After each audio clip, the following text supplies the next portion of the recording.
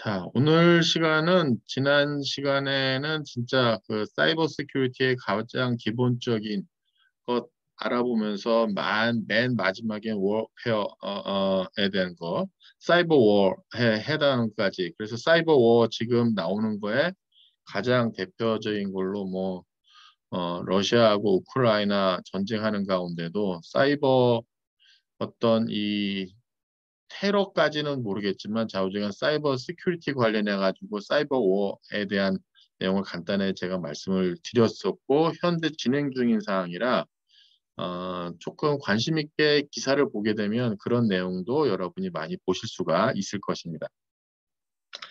자, 오늘은 이게 어택하고 컨셉하고 테크닉에 대한 내용이 되겠습니다. 이 내용이 요 가장 기본적인 내용이고 요거를 실은 간단히 그 네트워크에 대한 거 혹은 TCP/IP라든가 이 컴퓨터를 좀 써가면서 실습하는 과정이 이센셜 과정이에요. 근데 그런 거를 배제하고 나서 그 기본적인 사항만 설명을 하다 보니까는 상당히 그 정성적인 설명이 많이 나와요. 하지만 조금 여러분들이 관심 있게 요거를 전기 전산 쪽, 전기 컴퓨터 쪽인 친구들은 그 관련된 내용을 좀 많이 좀 보시면서 그런 테크닉도 찾아가지고 해보실 수가 있습니다. 그래서 그런 내용을 발전시킬 수 있기를 제가 기대를 하고요. 일단 오늘 저희가 하는 내용은 좀 정성적으로 인트로덕션으로 어떤 용어에 대한 거, 일반적으로 어떻게 사용되는 거 그런 내용에 대한 소개가 되겠습니다. 그냥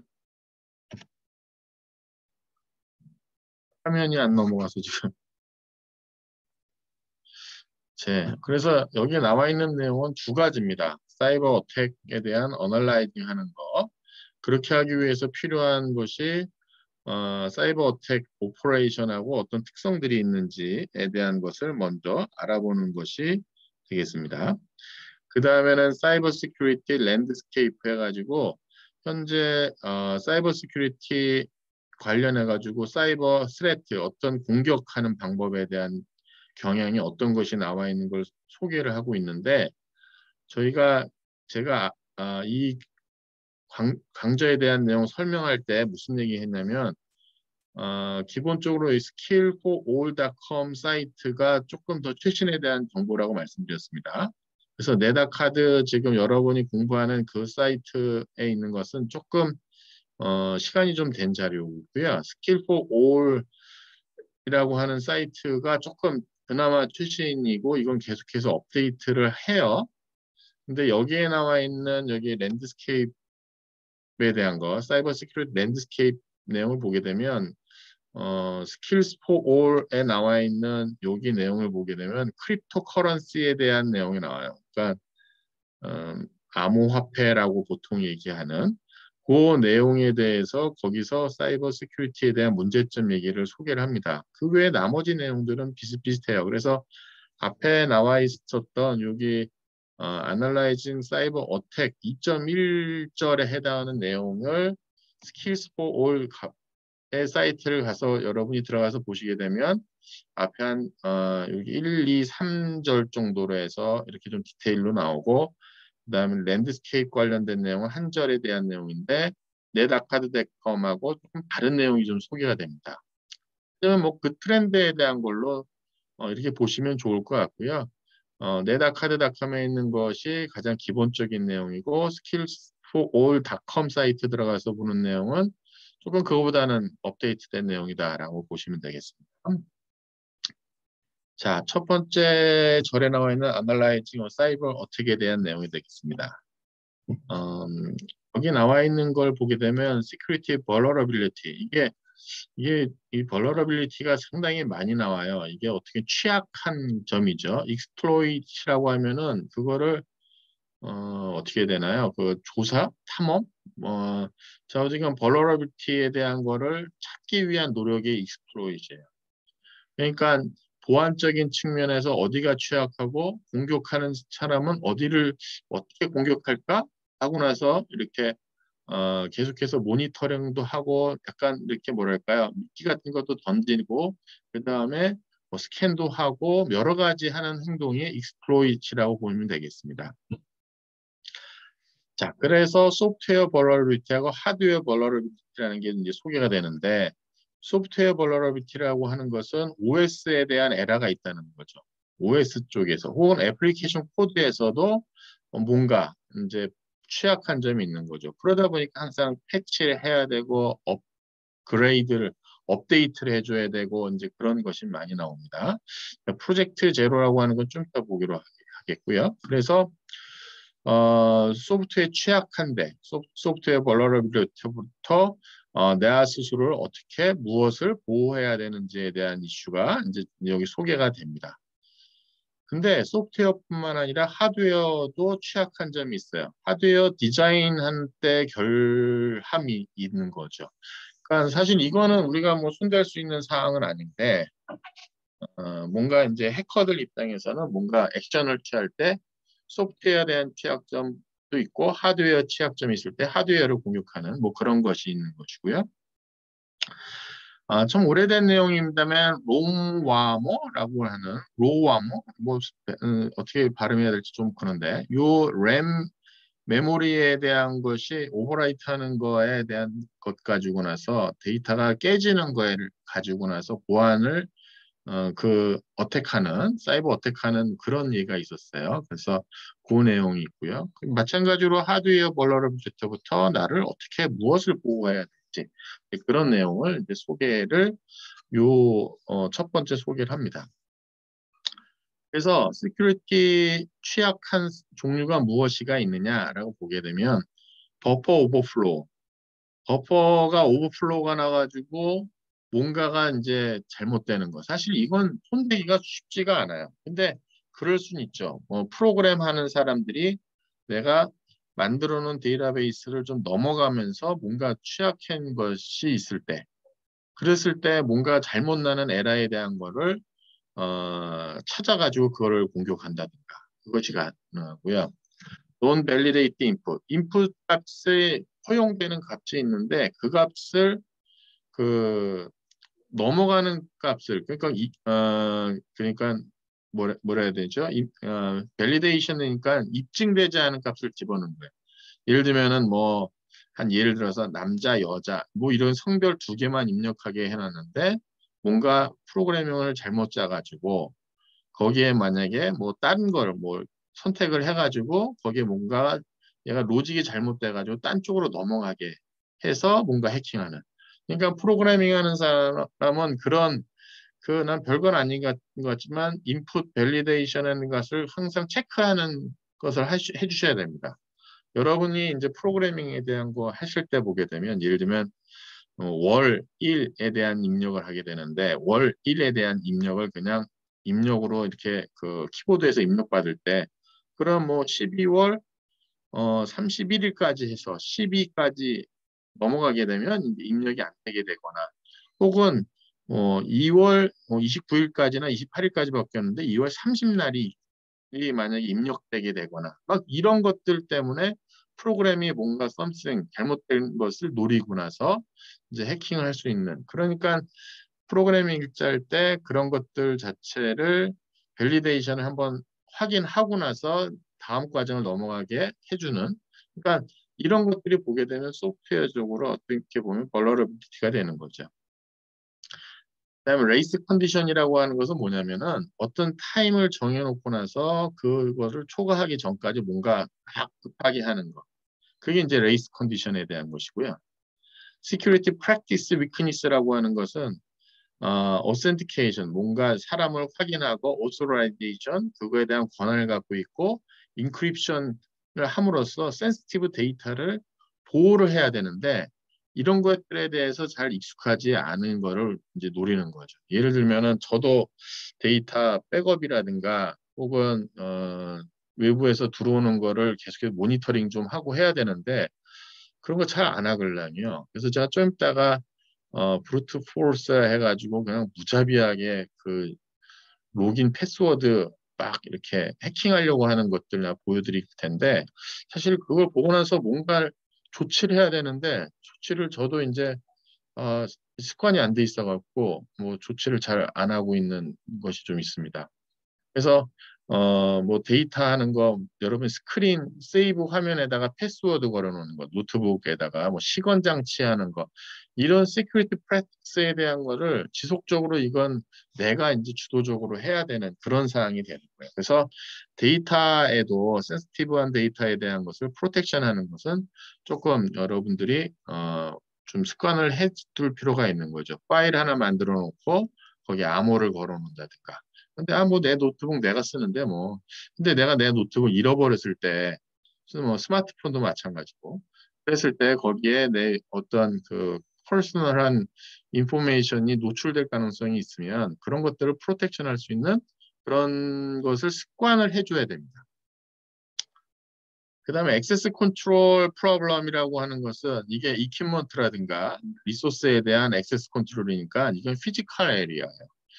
그러니까 어떤 우리가 오가니제이션에 대한 데이터도 우리가 1장에서 다뤘는데 오가니제이션 데이터가 어딘가에 저장되어 있는 데이터 센터 어떤 그 데이터 센터에 대한 것을 액세스를 모든 사람이 할 수 있게 하면 안 될 거 아니에요.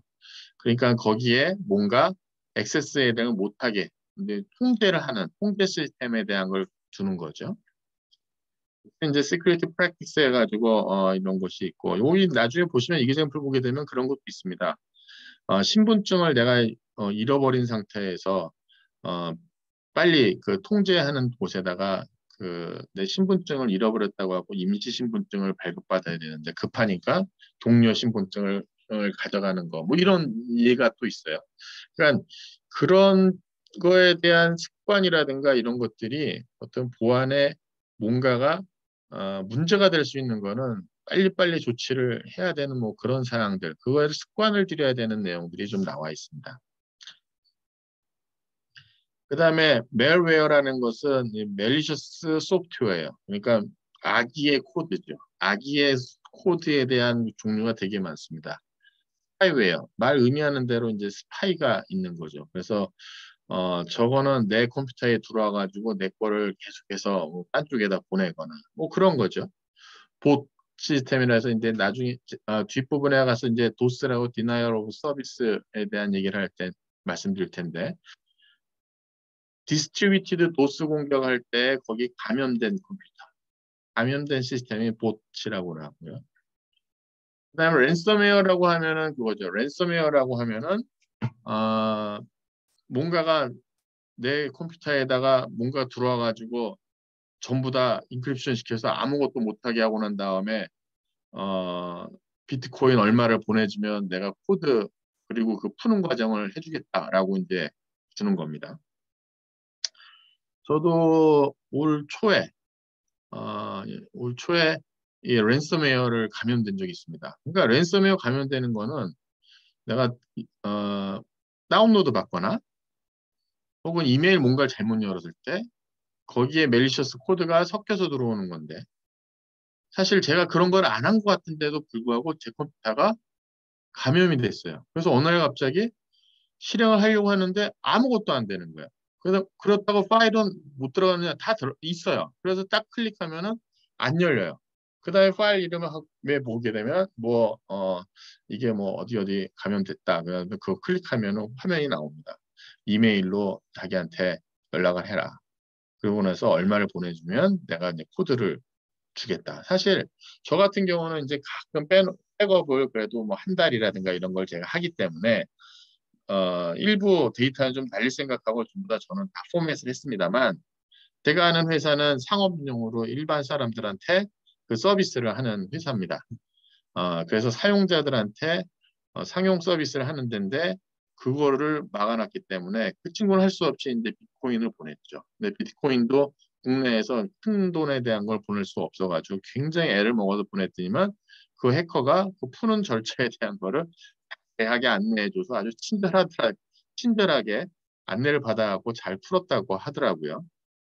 그러니까 이 랜섬웨어는 진짜 분명하게 내 소프트웨어를 전부 다 인크립션 시키고 난 다음에 어, 해당하는 돈을 주지 않으면 그거를 풀 수가 없는 뭐 그런 상태에 대한 멜리셔스 소프트웨어라고 보면 되겠고요. 이 스퀘어웨어는 아주 겁주는 소프트웨어입니다. 그러니까 겁주는 그냥 우리가 겁주는 걸로 뜨는 거죠. 그래서 저거에 대한 거는 소프트웨어적으로 갑자기 하다가 보면 아 지금 너가 잘못하면 시스템이 전부 다 쥐어진다. 그러니까 어떻게 할래? 뭐 하면서 하는 것이에요. 그러니까 진짜 겁주는 감염된 멜리셔스 코드입니다. 저거는요. 네, 루킷 같은 경우도 이제 백보아에 대한 것입니다. 비슷한 거예요. 제가 뒤에 가서 자세히 설명할 겁니다. 맨 인 더 미들이라고 하는 것은 중간 패스에서 뭔가 받아가지고 넘겨주면서 중간에서 무슨 액션을 하는 겁니다. 근데 요즘 맨 인 더 모바일이라고 해서 모바일 쪽에 이것이 또 새롭게 감염된 휴대폰의 형태로 해가지고 그 사이버 어택하는 또 기술이 또 있어요. 그다음에 Can you name a few more? 그다음에 이거는 어떻게 보면은 그 레퓨테이션에 관련된 것입니다. 그래서 요거에 대한 레퓨테이션에 대한 건 뒤에 가서 다시 또 말씀드릴게요. 그럼 이 멜웨어에 대한 증상이 뭐가 있느냐, 심톤이 뭐가 있느냐. 그 심톤 해보게 되면 뭐 파일이 지워져 있거나 파일이 바뀌어 있거나 뭐 그런 것들이에요. 그다음에 제가 아까 말씀드린 대로 뭐 갑자기 경고문이 다 뜨거나 파일은 하나도 안 열리고 뭐 그런 것들이 저런 그 심톤, 그러니까 증상이 나타나는 거기 때문에 그런 증상을 여러분이 잘 알고 계셔야 돼요. 그래야지 아, 내 컴퓨터가 감염됐구나. 초기에 빨리 막아야 되겠구나. 이거에 대한 걸 빠지 바이러스 엔티바이러스 하는 사이트에서 그거에 대한 복구하는 소프트웨어를 획득할 수 있는 걸 빨리 찾아갖고 내가 복구하거나 그거를 빨리 조치를 해주셔야만 되고요. 이게 개인뿐만 아니라 내가 어떻게 보면 회사에 나중에 소속돼 있을 때 그거 해당하는 부서에 그 부서에 있을 때에는 더 이제 심각한 거죠. 이게 내 개인 PC 문제가 아니라 우리 회사 혹은 내 조직에 관련된 것이기 때문에 거기에는 이제 우리 구성원들에 대한 교육이라든가 안내라든가 이런 것들을 잘 또 해주셔야 될 이유가 있습니다. 자, 그 다음에 이제 소셜 엔지니어링이라는 말을 쓰는데 이게 소셜 엔지니어링 딱 하게 되면은 어떻게 보면은 이게 뭐 엔지니어링이니까는 약간 뭐랄까요? 음, 공학적인 뭐 아니야? 라고 생각할지 모르겠는데 그렇지 않고요. 저거는 그냥 사회적으로 전부 다 뭔가를 하기 위해서 익스플로이트 하기 위한 액션들이에요. 그래서 프리텍스팅 하는 게 피싱 하는 것이에요. 일종의 텍스팅에 대한 거. 그 다음에 테일게이팅이라고 하는 거는 꼬리 따라서 문을 들어가는 거잖아요. 뭐 하나 들어갈 때 같이 따라 들어가는 그런 것들이고요. something for something, 퀴드 프로코 해가지고 이거는 뭐 하게 되면 뭐 하나 겹쳐서 주겠습니다. 물건 하나 사시면은 뭐 사은품을 뭐 주겠습니다. 뭐 그런 것들의 액션들이에요. 그래서 소셜 엔지니어링이라고 하는 것은 멜리셔스 코드 혹은 익스플로이트 하는 방법에서 사람을 대상으로 인디비주얼 한 거를 대상으로 그 사람의 정보를 뭔가를 사전에 좀 뺏기 위한 그런 액션들이 전부 다 소셜 엔지니어. 그다음에 와이파이 패스워드 크래킹 하는 거, 패스워드 디스커버리 하는 거. 사실 와이파이 패스워드가 초창기에 나와 있는 WEP, 와이어리스 이퀴밸런스 프라이버시인가요? 그거는 이게 해킹이 상당히 쉬워요. 그다음에 와이어리스 프로텍션 WPA인데 저는 약자가 좀 생각이 안 나는데요. WPA라고 하는 것이 WEP라고 하는 것보다 뒤에 나온 암호화예요.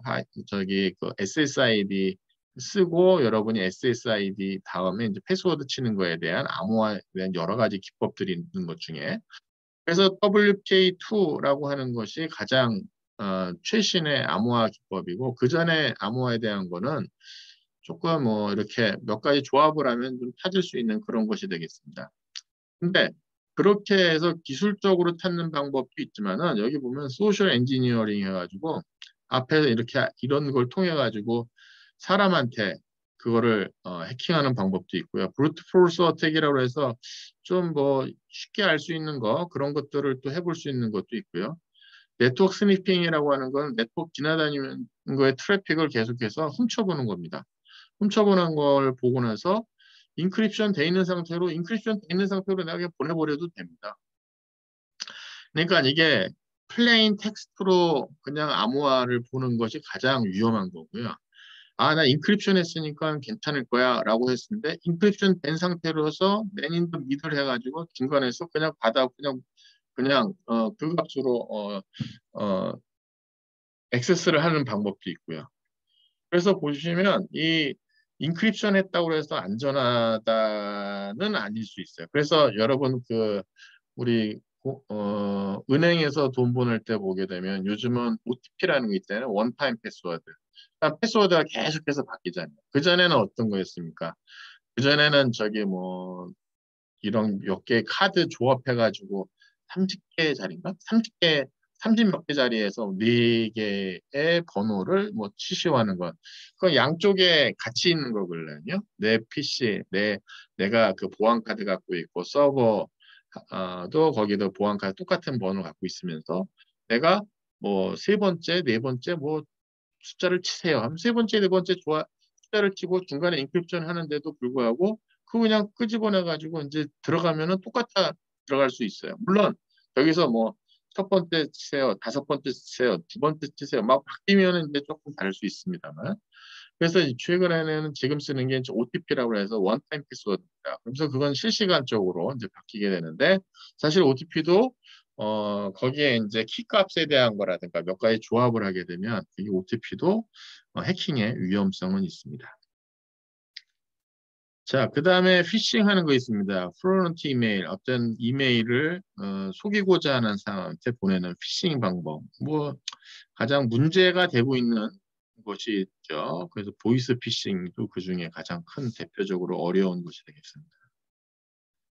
vulnerability exploitation. 그래서 취약한 데를 이거를 이제 찾는 건데 이게 우리 회사에 있는 사람이 우리 회사 시스템을 보호하기 위해서 찾으면 화이트 해커가 되는 거고요.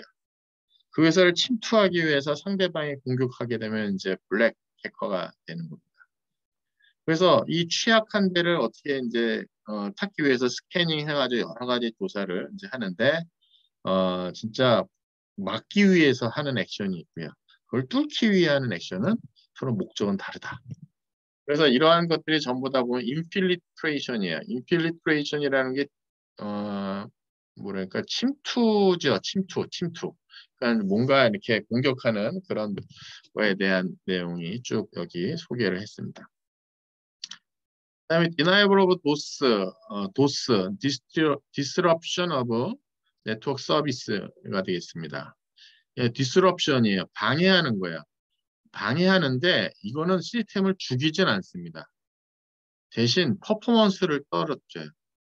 어떻게 하느냐?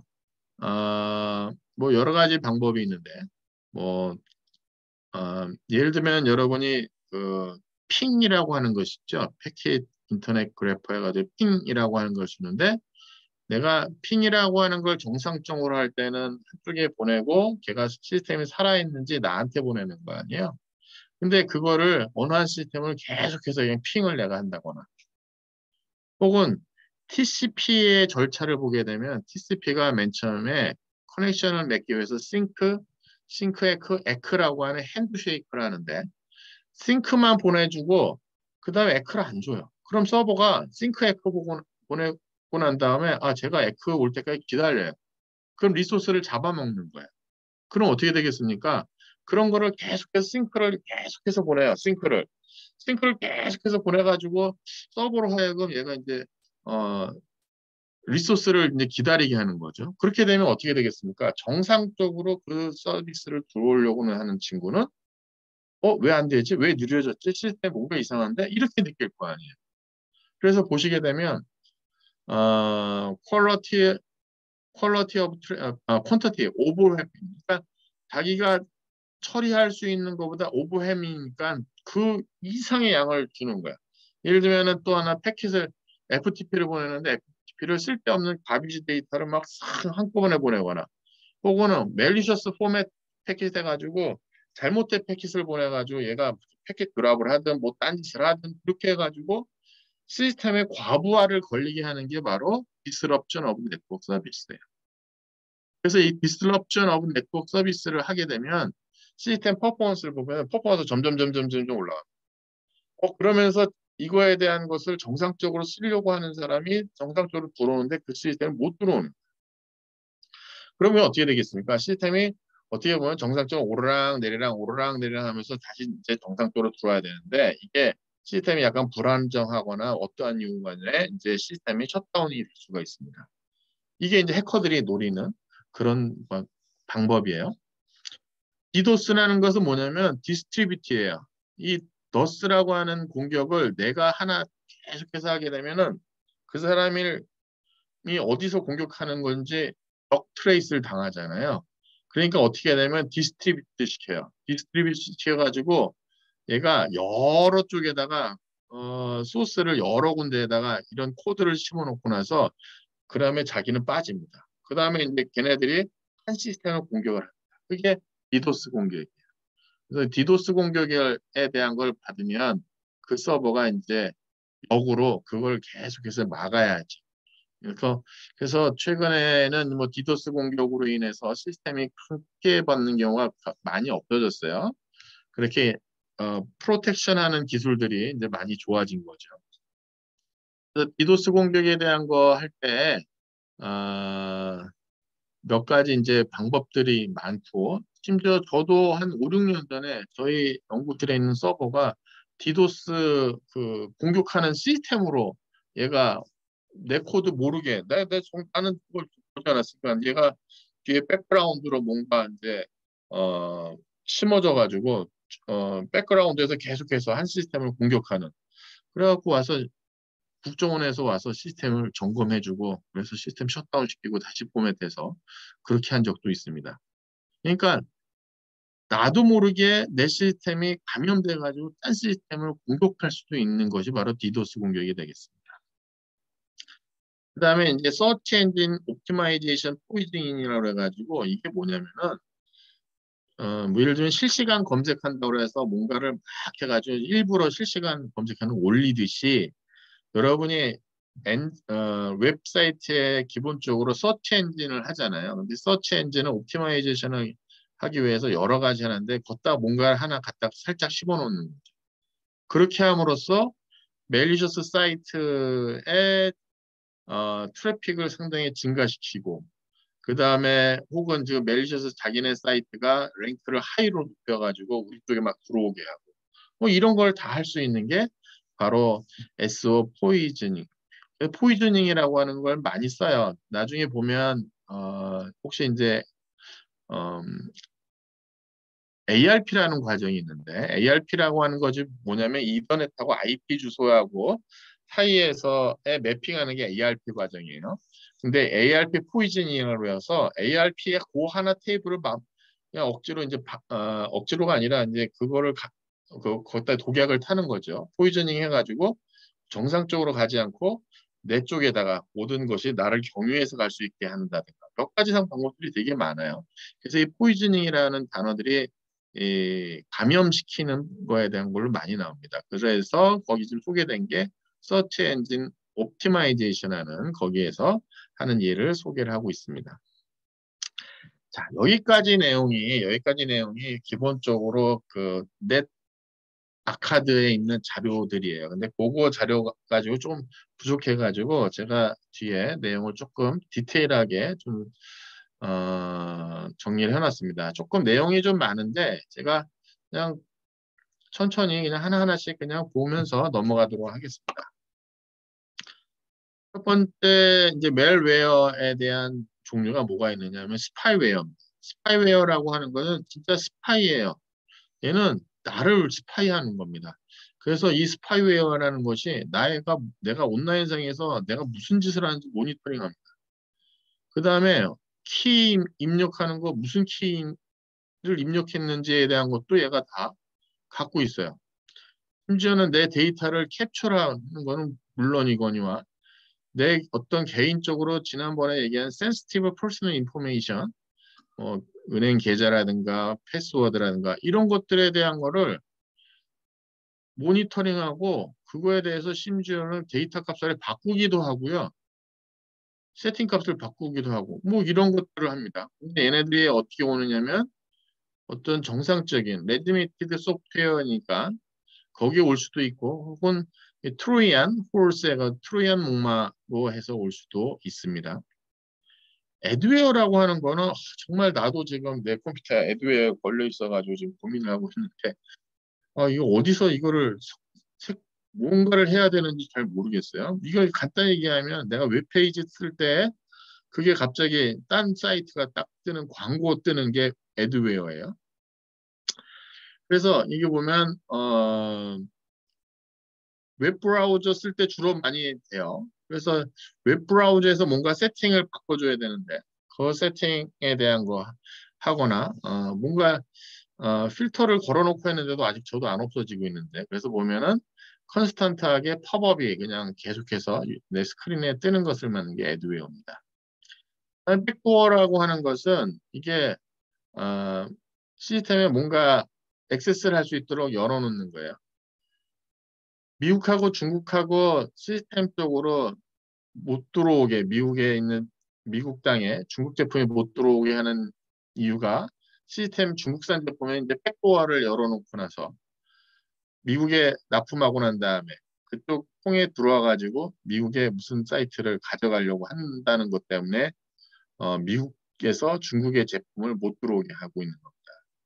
근데 사실 회사에서 제품 만들 때 일부러 백도어를 만들어 놓는 경우가 좀 있었어요. 뭐 저도 회사 다닐 때 만들어 놓고 근데 그 목적 자체가 실은 진단하는 목적이에요.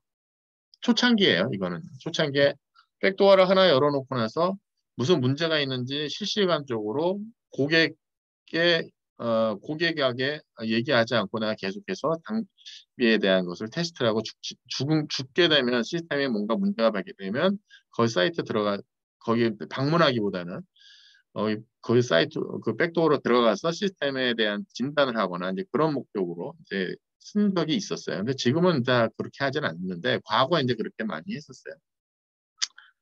그래서 보게 되면 이 unauthorized access라는 거를 할 수 있도록 해놓은 것이 백도어예요.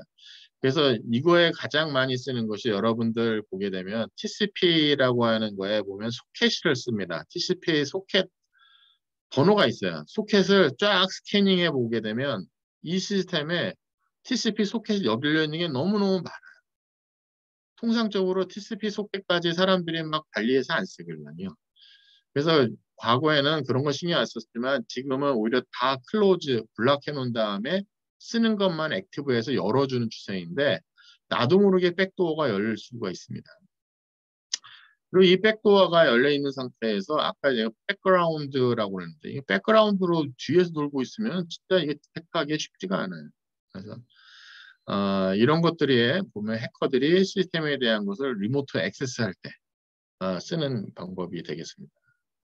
랜섬웨어 제가 아까 앞에서 자세히 말씀드렸습니다. 그래서 시스템을 뭐 크게 뭐 딜리트하거나 그러진 않습니다. 홀드해 놓은 상태에서 더 이상 움직이지 못하게 해놓은 다음에 랜섬웨어를 받으면 돈을 받으면 여기 보면 랜섬웨어는 보면 인크립팅 유어 데이터입니다. 그래서 액세스를 못하게 해놔요. 그러고 난 다음에 이제 돈을 내면 그걸 락을 이제 풀어줍니다. 근데 이게 피싱 이메일 통해 가지고 주로 불특정 다수인 물론 이제 특정인을 이제 타겟으로 할 수도 있긴 합니다만 불특정 다수인으로 해서 할 수가 있고요. 그러다 보면은 이제 감염돼 가지고 큰 문제가 야기될 수가 있는 멜리셔스 소프트웨어 중에 하나입니다. 스케어웨어라는 게 보면 스케어라는 건 위협하는 거예요. 너 무슨 행동을 해, 무슨 액션을 하지 않으면 이거 문제가 있어라고 해서 이 스퀘어웨어가 보게 되면 이제 윈도우 이제 팝업을 하는 거죠. 팝업 떠가지고 야, 너 무슨 문제가 있으니까 이 시스템 어떻게 해? 하고 나서 그 액션을 취하는 순간 이제 뭔가 내 시스템은 전부 다 문제가 발생하게 됩니다. 단순하게 그러니까 뭔가 멜리셔스 코드 심어놓고 그거 멜리셔스 코드가 얘가 액션을 뭔가 해야지만 실행이 되는 그런 상황이 되는 거예요. 루트킷 볼까요? 루트킷? 루트킷이라는 게 보면 OS가 모디파이, 이거는 이제 OS를 바꿔버립니다. 백도어를 열고요. 그래서 어태커가 컴퓨터를 멀리서 뭔가를 할 수 있는 것이에요. 그래서 대부분의 루트킷이라는 것은 진짜 소프트웨어 벌러러빌리티에 대한 것을 이용을 해가지고 내 리소스를 액세스를 하고요. 시스템을 바꾸기도 합니다. 시스템 파일을 모디파이를 하기도 하는 아주 강력하게 나쁜 것이에요. 그래서 사실 여기 나와 있는 것들 여러분들 하나하나 이렇게 보시면서 제가 루트킷 하나만 제가 조금 그러면 제가 여기 하나 열어놨는데 위키피디아에서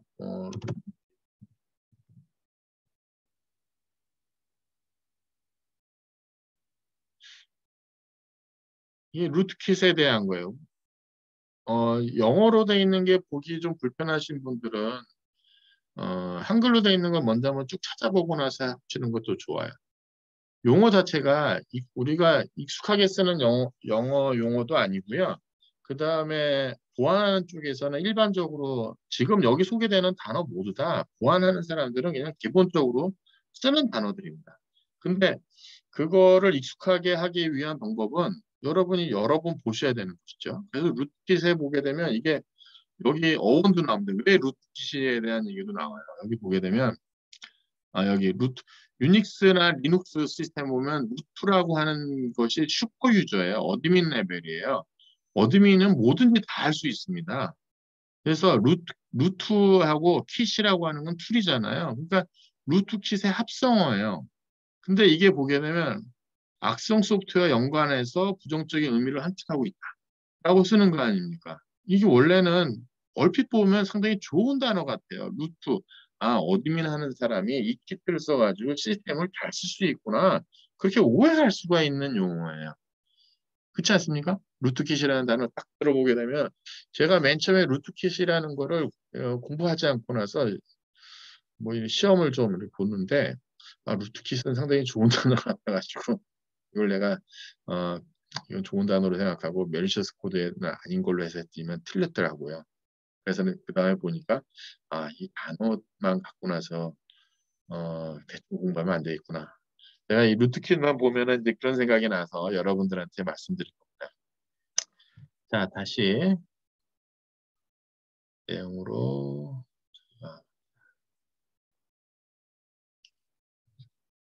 그래서 루트킷에 대한 단어 하나만 갖고 나서 봤는데 상당히 강력한 멜리셔스 코드입니다. 그래서 루트 어드민 레벨에서 뭔가 할 수 있는 것을 다 할 수 있도록 내 시스템에 들어와가지고 직거리를 하는 것이 바로 루트킷입니다. 자, 바이러스는 조금 달라요. 바이러스라고 하는 것은 이게 실행 파일에서 붙어서 와요. 그다음에 다큐먼트 실행하지 않는 파일에 붙어서 와요. 실행하는 게 아니라. 그다음에 얘는 다큐먼트처럼 그런 실행되지 않는 거에 들어와가지고 얘는 자체 내 코드를 뭔가에 심어요.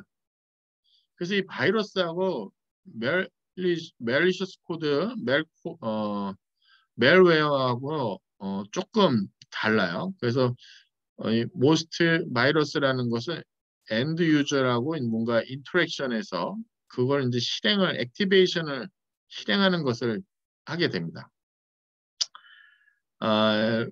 바이러스는 좀 상대적으로 좀 함리스하다고 보여지는 면도 있어요. 그래서 간단하게 뭐 장난스럽게 뭐 퍼니 이미지 보여주고 나서 깜짝 놀라게 하거나 뭐 그렇게 할 수도 있는 거죠. 근데 바이러스가 그렇다고 좋은 건 절대 아닙니다.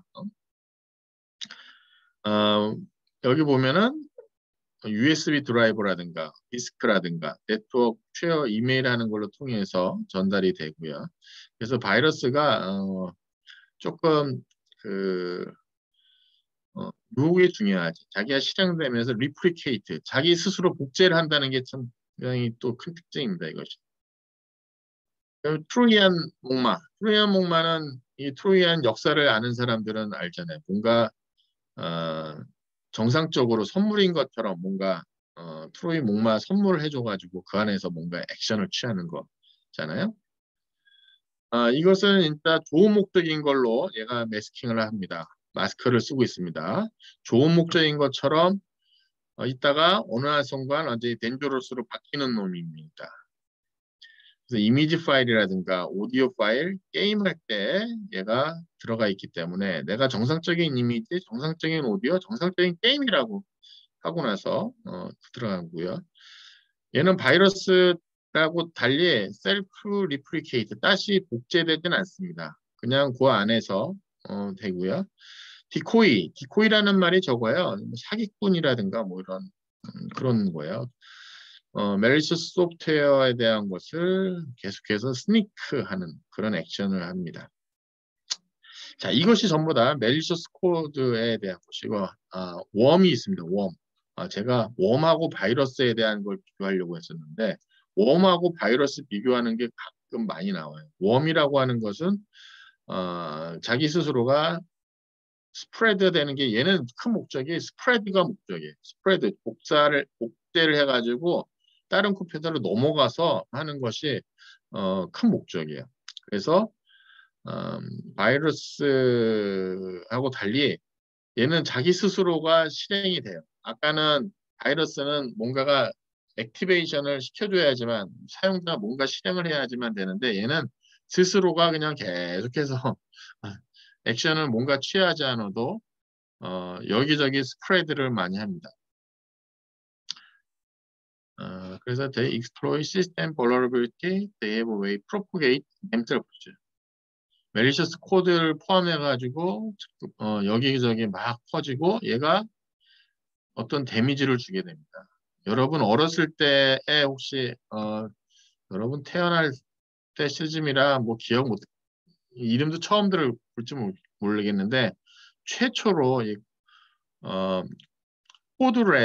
코드레드라고 하는 이 웜이 아주 2001년이 어떤 시기냐면 인터넷이 막 파퓰러해지면서 뭐 주식하는 사람들은 뭐 주식 그 인터넷 버블 해가지고 묻지마 투자도 하고 막 그럴 시대예요. 저 시대가 막 붐업하고 막 창업 막 뜰 때인데 그때 뭐 코드레드 웜이라고 하는 것이 아주 전 세계적으로 큰 방향을 일으켰었던 유명한 웜입니다. 그래서 보시게 되면 하루도 안 되는 19시간 만에 300,000 서버를 감염시킨 아주 대표적으로 잘 유명한 웜입니다. 자, 월메어, 웰메어, 멜리셔스 멜웨어, 오랜만에 또 멜웨어에 대한 증상이 뭐가 있느냐 보게 되면 이런 증상이 나요. CPU에 대한 그 프로세스 타임이 인크리즈 하고요. 그래서 시스템을 느리게 해주게 됩니다. 여러분 시스템이 느려졌다고 싶으면은 조금 의심을 해보셔야 돼요. 그다음에 이거는 전문가일수록 젊은 사람일수록 상당히 민감하게 됩니다. 일반적으로 컴퓨터에 익숙하지 않은 사람들은 그게 느려지는 요인이 왜 느려지는지 모르고 그 다음에 젊은 사람하고 달리 좀 나이가 들면 그거에 둔감할 수가 있어요. 그 다음에 가끔 이제 아주 가끔 프리징 그냥 멈추는 거죠. 크래싱 뭔가가 작동이 안 되거나 파일이 좀 깨지거나 그 다음에 웹 스피드가 상당히 느려지거나 그 다음에 네트워크 연결하는데 설명하기 어려운 예상하지 못했던 unexplained 그러니까 설명할 수 없는 문제가 발생하거나 시스템에 파일이 지워지거나 딜리트 돼 있거나 모디파이 됐거나 딜리트 되거나 그 다음에 이상한 파일이 unknown한 파일이 갑자기 나타났어요. 어 데스크탑에 아이콘이 갑자기 이상한 게 나타났어요. 그 다음에 프로세스 떠 있는 거를 쭉 확인했는데 이상한 프로세스가 떠 있어요. 그러니까 프로세스에 대한 거를 반드시 확인해 보시는 게 좋겠죠. 그 다음에 프로그램이 꺼지거나 턴오프 가지거나 리컨피규레이션이 돼요. 내가 아무것도 안 했는데 그럼 의심해 보셔야 됩니다. 그리고 무엇보다도 내가 모르는 사람한테 받은 이메일은 열어보지 않는 게 제일 좋습니다. 그런 그러니까 이런 메일이 온 거죠. 컨센트라든가 그런 메일이 나한테 이제 받은 것도 이상한 거야. 이런 메일이 오는 것도 이상한 거야. 그러니까 피싱하고 다른 겁니다. 이메일이 이상한 메일이 있거나 센트 보내진 거 이거 보낸 거네요. 빙 센트니까 아까 그런 거 있었죠. 그 스파이웨어가 내 걸 다 스파이잉 한 다음에 보내는데 이메일로 보냈어. 내 이메일로 정상적으로 내 정상적인 내 이메일로 보냈어. 그럼 이건 이상한 거 아니야? 난 보내지도 않았는데 그런 것들이 이게 심프톤입니다. 멜웨어 심프톤에 대한 내용이 이런 증상들이 있으면은 내 컴퓨터가 뭔가 내 시스템이 문제가 있구나 한번 의심해 볼 필요가 있습니다. Deniable service, disruption of network service. 아까 얘기했습니다. relative simple carry out. 이게 상당히 하기 쉬워요. 그 도스 공격하는 이그젠플을 학생들이 공부하기 위해서 만들어져 있는 게 있어요. 그러니까 절대 그거를 하시면 안 됩니다. 이게 에틱하고 그 다음에 그 리걸 문제에 대한 얘기 했었잖아요. 에틱하게 하고 리걸한 문제가 발생하면 안 됩니다. 이게 간단한 그 이그젠플이라든가 어디서 다운로드 소프트웨어 갖고 나서 이 도스라는 것이 이런 것이구나 한번 해봐야지 그 특정한 시스템에 계속해서 공격했다가 큰일 납니다. 절대 하시면 안 되고요. 그냥 학교 내에서 동아리 내에서 동료 PC에 대한 걸 내가 고지를 하고 내가 너 컴퓨터에 대한 거를 지금부터 도스 공격할 거야 하고 나서 그냥 하셔야만 됩니다. 하시게더라도 뭐 국가를 상대로 해가지고 협박하고 나서 그러시면 안 됩니다. 그래서 도스 어택이라고 하는 것은 interruption of network service예요. 그래서 서비스에 대한 것을 이제 방해하는 겁니다. 그래서 overwhelm quantity of traffic. 그래서 네트워크 호스트 애플리케이션에 어마어마한 양 데이터를 빠른 속도로 해서 걔가 핸들링하지 못할 정도로 어마어마한 양을 보내는 겁니다. 그러면은 걔는 그게 정상적인 트래픽이라고 판단을 하고 나서 정상적으로 응답하거나 정상적으로 리시브를 할 거예요. 그러면은 제대로 들어오고자 하는 사람이 못 들어오는 불편함이 있을 겁니다. 그런 것이 그렇게 하는 방법이 있고요. 그다음에 malicious format packet.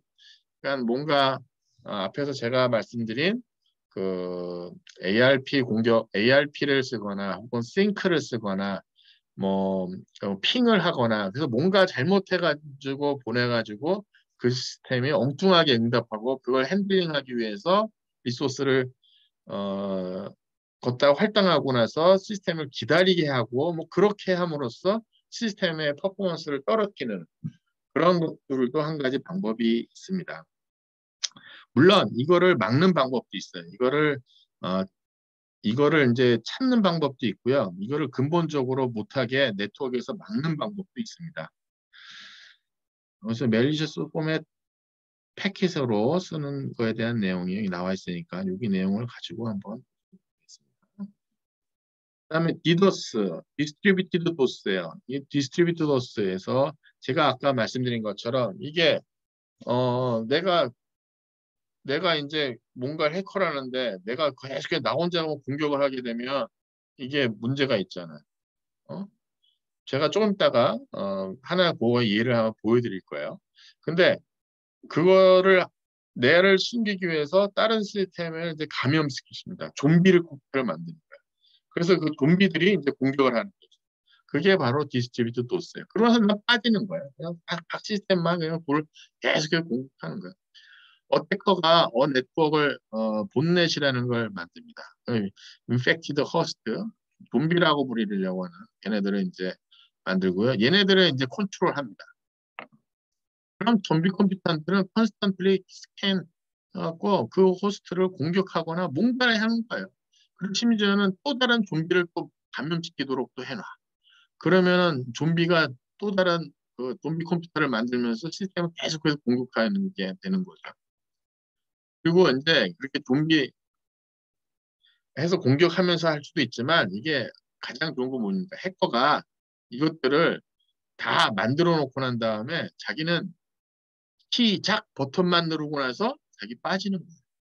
그래서 핸들러 시스템을 만들어 가지고 이 핸들러가 이 좀비들 좀비의 본넷으로 하여금 디도스 어택을 하게 하는 겁니다. 자, 본넷에 대한 데피니션입니다. 그룹 오브 봇 인터넷에서 쓰는 것이고요. 얘는 malicious individual, 올 그룹에 의해서 컨트롤 됩니다. 그래서 커맨드 컨트롤 하는데에서 CNC 서버라는 말도 써요. 근데 요즘은 저 용어를 쓰질 않습니다. 옛날에 쓰던 용어라고 보시면 되겠어요. 가끔 나옵니다. 본넷 할 때 보게 되면 CNC라고 하는 용어가 나와요. 온패스 어택. 온패스 어택은 이게 중간 커뮤니케이션은 중간에서 끼어서 하는 액션이에요. 그래서 보게 되면 man in the middle, 중간에 껴서 하는 어택입니다. man in the middle. 그 다음에 최근에서는 man in the middle에서 man in the mobile로 해서 조금 발전해서 이렇게 약자를 씁니다. MITM 혹은 MITMO 이렇게 써요. 그래서 이거를 하게 되면 중간에 하이제킹 하는 겁니다. 히치하이킹 해가지고 중간에 데이터를 받아서 내가 모디파이해서 다시 저쪽으로 보내고 뭐 그런 거예요. 혹은 중간에 예를 들면 보내야 되는 돈을 뭐 공을 하나 서너 개 붙여가지고 더 보낸다든가 뭐 이런 것들이 중간에 하는 액션이고요. 여기 보게 되면 이거는 이제 최근 거예요. 맨 인더 모바일에 대한 것이 유저 모바일 디바이스에 대한 컨트롤을 뺏는 건데 이게 최근에 나온 거예요. 좀 되긴 했습니다. 그래서 데우스라는 것이 이런 패키지가 있습니다. 그래서 혹시 모바일 폰에 이런 패키지가 있으면은 안 됩니다. 그래서 보면은 멜웨어 패키지 한 예로 뭐 매니도 모바일 할 수 있는 패키지입니다. 그래서 이걸 하기 위해서 이제 아는 거 중간에 이제 어떤 걸 쓰냐면 이런 과정에서 이게 개입된다는 거죠. 투스텝 베리피케이션 SMS 메시지. 사실 요거 하는 게 인증을 조금 강화하기 위해서 그런 투스텝 베리피케이션 하는 건데 그거를 하나 캡처해 가지고 마치 이런 거예요. 이렇게 내가 중간에 있으면서 중간에 겸해서 이쪽에서 보낸 걸 받아가지고 저쪽한테 보내주고 그 다음에 저쪽에서 내가 받아가지고 쟤는 딴 거를 보내줍니다. 그 다음에 제 정보를 받아가지고 내가 쟤인 것처럼 저쪽에 응답을 해주는 거예요. 그리고 쟤는 어떻게 되겠습니까? 내가 계속해서 그 다음에 컨트롤 할 수 있는 거죠. 정보에 대한 거는. 그래서 이렇게 받고 계속해서 해주는 그런 것이 이제 메인 더 모바일에서 하는 그런 방법이 되겠습니다. 그다음에 서치 엔진 옵티마이제이션이라는 거 원래 서치 엔진 옵티마이제이션이라고 하는 것은 좋은 겁니다. 이것은 조직의 웹페이지라든가 서치 엔진에 대한 것을 옵티마이제이션 하는 거니까 이거는 상당히 좋은 거예요. 임프로빙 웹사이트에 대한 능력을 키워주는 건데 여기에 웹사이트 하는 거에 어태커가 자기 정보를 여기다 집어넣는 거죠. 그래서 자기 사이트로 모든 것이 올라올 수 있도록 자기 사이트를 살짝 집어넣는 것이죠. 그래서 다른 사람들이 우리 쪽 사이트로 들어오게 이제 유도하는 방식입니다. 앞에서 제가 설명을 했었고요. 그게 SEO 포이즈닝이라는 걸 씁니다. 이거에 대한 것은 자기 쪽으로 멜리셔스 사이트 쪽으로 많이 오게 하는 것이 목적입니다. 그러니까는 이거는 어떻게 보면은 대상이 서치 엔진이 대상이 되는 거죠. 그것은 사실 이것도 있고요. DNS 포이즈닝이라고 도메인 네임 서비스를 또 하는 방법도 있습니다. 그럼 도메인 네임 서비스 DNS는 더욱더 이제 크리티컬하죠. 그쪽 사이트를 딱 주게 되면 그쪽으로 넘어오고. 그 다음에 디폴트 라우터 값을 자기로 설정하는 방법도 있습니다. 그럼 어떻게 되겠습니까? 디폴트 라우터가 자기로 설정되어 있으니까는 모든 트래픽이 내부 트래픽이 정상적인 라우터로 가지 않고 모든 것이 나를 통해서 갑니다. 그렇게 중간에 또 하는 포이즈닝 하는 방법도 있습니다. 자, 소셜 엔지니어링 볼까요? 소셜 엔지니어링이라서 이게 공학적으로 뭐 하는 기술적인 내용이 아닙니다. Manipulation of people. 사람이 어떤 액션을 할 수 있도록 사람을 속이는 거예요. Confidential information을 divulging, 그러니까 이렇게 끄집어내기 위해서, 그렇게 하기 위해서 사람을 속이는 게 소셜 엔지니어링이에요. 그래서 소셜 엔지니어링은 그 사람이 뭔가 도와주고 싶은 그런 마음을 자극하는 것이고요. 그 사람이 뭔가 인간의 뭔가를 prey on their weakness, 그러니까 그 사람의 약점을 악용하는 아주 나쁜 것이 소셜 엔지니어링. 어택커가 한 예를 든 거예요. authorized employee한테 이렇게 합니다. 야, 나 지금 급해. 그러니까 빨리 네트워크 접촉해가지고 뭔가 인플로이에 대한 정보에 대한 걸 빨리 내놔라고 해서 하는 거죠. 그러면 그 오소리티를 갖고 있는 사람이 이거 이렇게 우리 급한 거라고 그럼 빨리 해줘야지. 이거 급하다고 하니까 뭐 이렇게. 근데 그게 사실은 오소리티가 없는 사람인데 그런 내용이 여기 이기젠플에 이렇게 써 있습니다. 그래서 그렇게 뭔가 사람의 순수함 혹은 그 도와주려고 하는 마음 그런 거를 악용하는 그런 것이 바로 소셜 엔지니어링입니다. 프리텍스팅 볼까요? 프리텍스팅이라고 하는 것은 인디비주얼 불러가지고 그 사람한테 이제 거짓말을 하는 거죠. 그래서 너 거기 있는 데이터를 액세스 할 수 있도록 하는 겁니다. 그래서 보면 pretending the need personal finance information in order to confirm their identity. 그래서 속이는 거야. importation이라고 그러죠. 사람 누구인 것처럼 가장하고 나서 하는 거. importation이라고 그러죠. 그런 것들을 하는 것이 pretexting이고요. 그 다음에 tailgating이라고 하는 것 자체는 보면은 어, unauthorized person은 이건 진짜 저거네요. 이게 피지컬한 영역에서 뭐 영화 보면 그런 거 있잖아요. 뭐 보안된 보안 시설이라든가 이렇게 게이트가 있는데 마치 앞에 가는 사람이랑 내가 친하거나 아는 사람인 것처럼 막 뒤쫓아가면서 하는 거. 그런 것이 이제 테일게이팅이에요. something for something. 퀴드 프로커가 이게 뭐 스페인어인가 뭐 그럴 거예요. 그래서 보시게 되면 어태커가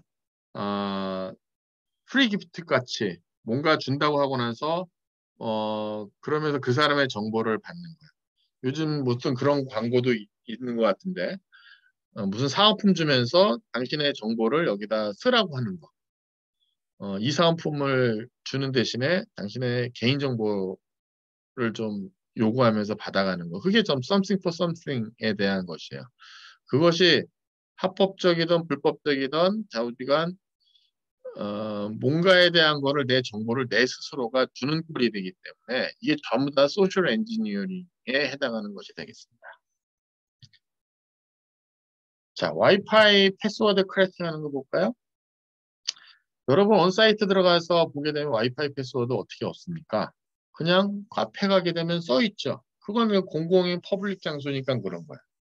근데 만약에 내가 특정 회사에 갔는데 그 회사에서 여기 패스워드를 물어보고 나서 쓴다. 사실 그러면 안 되는 거예요. 그럼 이제 그 동료한테 물어보죠. 여기 패스워드 뭐예요? 사실 그렇게 쓰시면 안 됩니다. 와이파이에 대한 패스워드를 상당히 엄격하게 하는 법은 뭐냐면 와이파이 AP 있잖아요. 와이파이 AP에 맥 어드레스로 필터링하는 것이 가장 강력합니다. 무슨 얘기냐면 여러분들 스마트폰이든 뭐 노트북이든 또 와이파이 연결된 게 뭐 있지?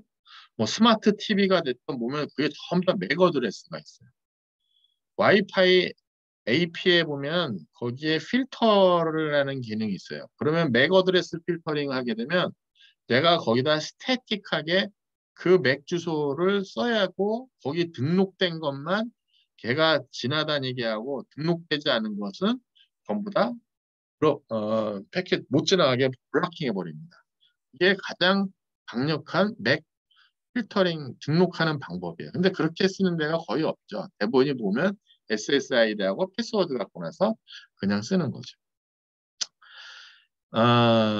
그런데 그것마저도 이제 조금 프로텍티브한 프라이빗한 데는 그거에 대한 거를 알려주진 않죠. 그거보다 SSID도 그것도 브로드캐스트 하지 않고 브로드캐스트 하지 않으면 이게 검색을 해도 안 나오잖아요. 그것도 한 가지 또 방법이에요.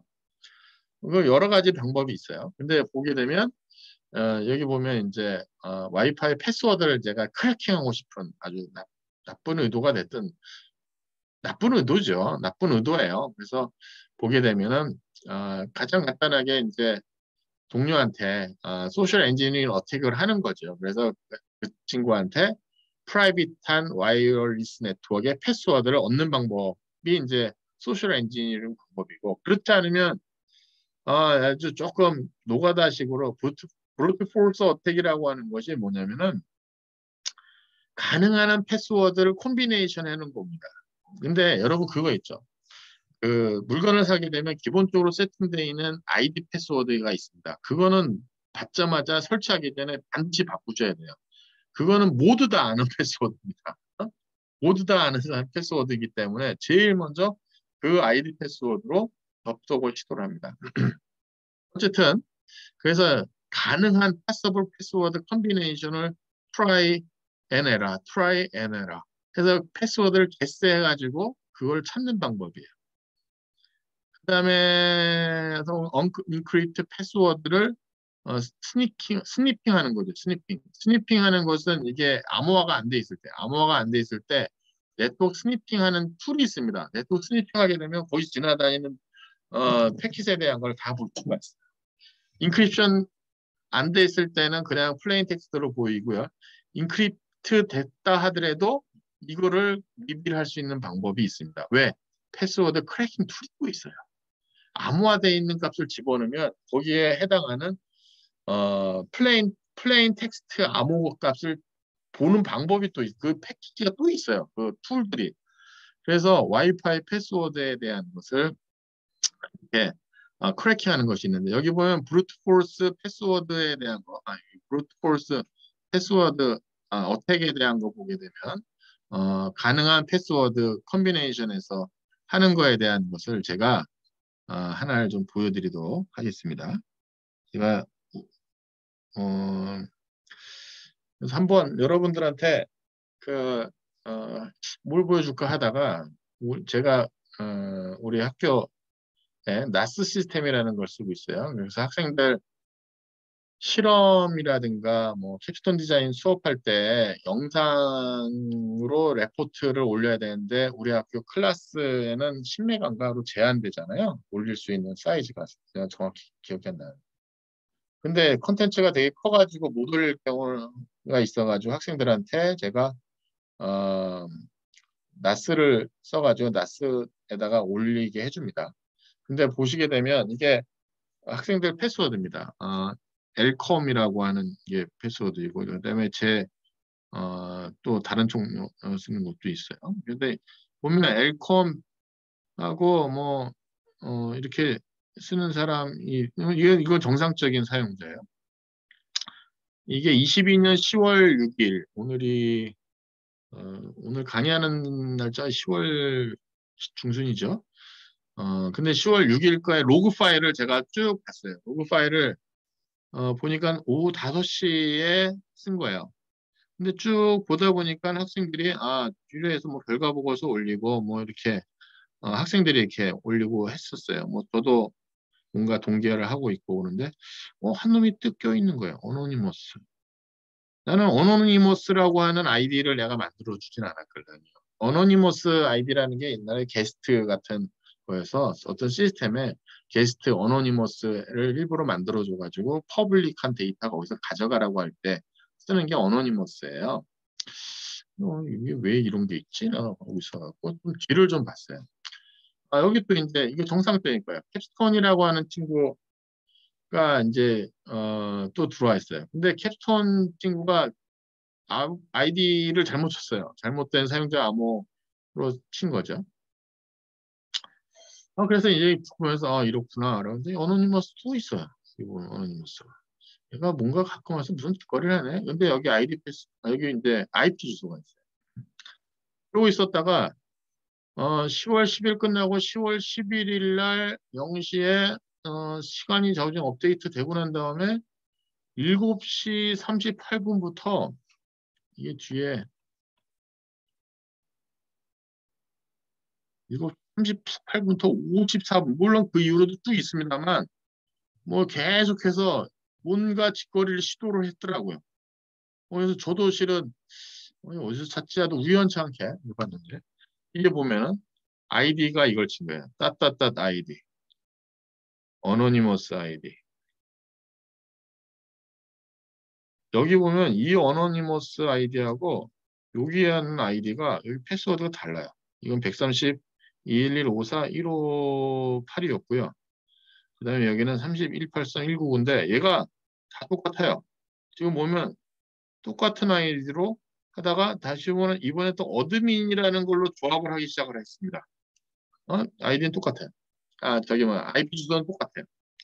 어드민으로 시도하다가 이번엔 대문자 어드민으로 또 시도를 합니다. 그 다음 이번 루트로 또 시도를 합니다. 그 다음에 이번엔 DB라는 걸로 또 시도를 합니다. 자, 계속 잘못된 사용자 하면 다 그래요, 여기 보면. 그러다 www. 루트로 또 시도를 합니다. 그러더니만 이번 또 데이터로 시도합니다. 그러더니만 이번 또 외부로 또 시도합니다. 이번 FTP로 시도합니다. 다시 또 어드미니스트레이터로 또 시도를 합니다. 이번에 유저로 시도합니다. 이번에 유저 1, 2, 3예요. 또 테스트. 그 다음에 따따따 데이터. 그리고 이런 식의 시도를 계속해서 하고 있더라고요. 그래서 제가 이런 빌어먹을 이게 어떤 놈인가가 궁금해가지고 제가 어, 찾아보려고 그래서 이런 게 있어요. NS 룩업이라고 하는 것이 원래 도메인 서버에 대한 것을 하는 커맨드입니다. NS 룩업. 그래서 제 이 시스템에 어디에 이렇게 들어가 있고 저 지금 컴퓨터에 도메인 네임 서버는 뭐 저거예요. 그래서 이거에 대한 주소를 31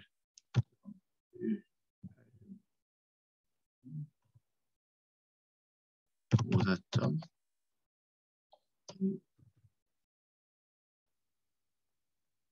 를 해보니까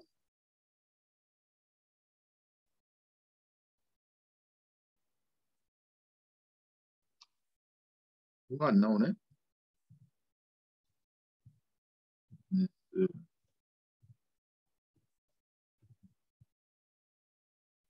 어,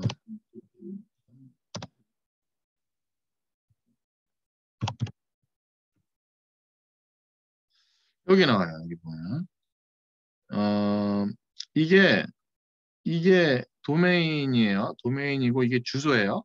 도메인 네임은 31 슬래시 186 슬래시 바 54바 199.aknet.kg예요. 그래서 제가 또 이거를 또 찾기 위해서 어,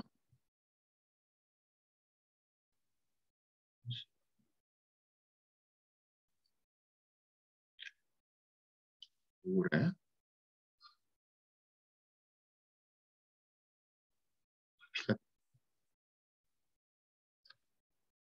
그래서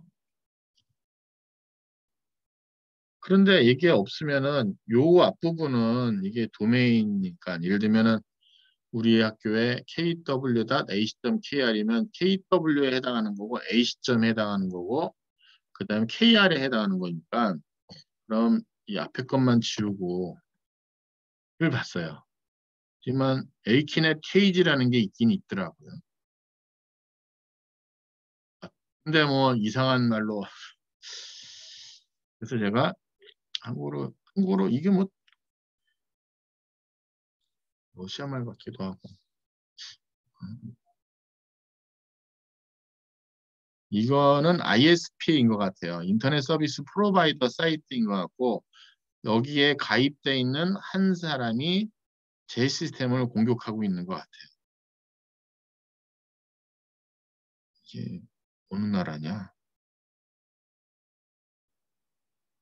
뭐 러시아인 것 같아요. 뭐 비슈케크 씨뭐 이런 거 보니까 어, 회사 소개를 볼까요? 한번.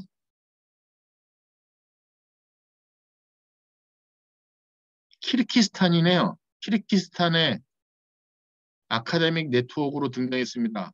그러니까 우리나라도 보면은 이게 그 네트워크 중에 학교 사이트 연결해 주는 데가 있는데 여기도 아마 학교가 연결돼 있는 혹은 학교 기관이라든가 보면 여기 있잖아요. 대학 및 과학기관에 액세스 인터넷 제공하는 곳입니다. 그러니까 어, A키넷이라는 게 뭐 대학이라든가 뭐 고등학교 혹은 뭐 연구소를 연결해주고 하는 서비스 프로바이더인 것 같은데.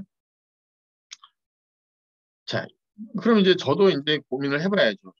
이 인간이 내 시스템을 공격을 해? 한번 해볼까? 약간 이제 그런 생각이 드는 거죠. 그래서 이렇게 하는 게 이제 도스 공격이에요. 이거는 이제 도스 공격, 도스 브루트 포스 패스워드 어택이라는 거예요. 그러니까 도스이고 브루트 포스 하는 거죠. 이건 사실 내 시스템에 도스는 아니지. 도스는 왜냐면 내 시스템에 뭔가 가해가지고 해야 되는데 이건 패스워드 어택이죠. 패스워드 어택. 시스템 퍼포먼스가 떨어지는 건 아니니까 이거는 시도해보고. 브루트 포스 어택을 저한테 지속적으로 하고 있는 거니까 뭐, 뭐 레포트를 누가 냈는지 어디가 이렇게 때문에 나스를 공격하고 있는 거를 여러분이 확인해 보고 있습니다. 자, 다시 아이고 영어로 가서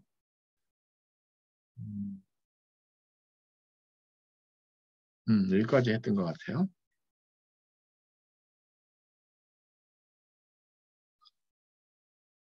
자, 그래서 와이파이 패스워드 해킹에 대한 거였고, 패스워드에 대한 것을 보게 되면, 패스워드 스프레잉, 스프레잉, few common, commonly used 패스워드를 가지고 나서 계속해서 어템프하는 게 패스워드 스프레잉. 아까 보신 게 패스워드 스프레잉입니다. 스프레이를 계속해서 해보는 거죠. 여기 보면 패스워드 1, 2, 3. 아까도 본 데이터 1, 2, 3. 유저 1, 2, 3인가 있죠. 또 한 가지는 딕셔너리 어택이라 해서 일반적으로 쓰는 그 단어를 갖고 나서 조합을 하는 것이 있습니다. 그다음에 브루트 포스 어택, 아까 말씀드린 것이고요. 레인보우 어택, 레인보우 어택이라는 것은 패스워드의 해시를 비교하는 것이 되겠어요.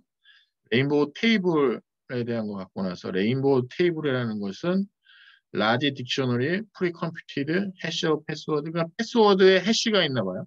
거기 있는 걸 가지고 나서 계속해서 조합을 찾는 것이고 트래픽 인터셉션 하는 거. 이거는 진짜 중간에 인터셉션 하는 거야. 그래서 인터셉션 하는 것이 있고 또 한 가지가 여기 안 나와 있습니다만 이제 또 좀 무식할지 모르겠으나 모니터 옆에다가 아이디 패스워드 쳐놓고 나서 하는 거. 뭐 공공기관이라든가 뭐 사용자들이 뭐 좀 바뀌거나 시스템에 뭔가 문제가 있어갖고 아이디 패스워드 하나를 사용자 여러 명이 공유해가면서 쓸 때 그때 쓰는 그런 나쁜 것도 있죠. 그다음에 최근에 많이 쓰는 단어예요. Advanced Persistent Threat. 이 Advanced Persistent라는 게 지속적인 거예요. 이 persistent라는 거는 고집하고 계속해서 threat. 그러니까 이 APT라고 쓰는데 APT라는 게 그냥 계속해서 그냥 집요하게 하는 거예요. 이게 보면 achieve infiltration through advanced persistent threat multiple phase, long-term, skills, and advanced operation against speech target. 그 타겟에다 아주 지속적으로 하는 거예요. 그렇게 되다 보면 individual, 이게, 뭐 여러 가지 있을 수 있는데, 어떤 스킬이 부족하거나, 뭐 좌우지간 뭐 그런 것이 APT 용어가 중요하니까. APT라는 것은 대부분이 보면 usually well funded 되고 타겟이 딱 정해져 가지고 할 때 팁컬리 타겟이 어떤 나라이거나 어떤 비즈니스로 타겟되는 회사이거나 정치적인 목적을 갖고 나서 거기를 공격하는 그런 것들이 이제 되겠습니다. 이거에 대한 메인 프로포즈는 이제 보시면은 커스터마이즈 월페어 디플로이 하는 거에 대한 것이고 뭐 그런 내용입니다. 내용이 조금 많은데 시간을 좀 쳤다 합시다. 안 되겠습니다. 여기까지 하고 조금 쉬었다가 이어서 하도록 하겠습니다.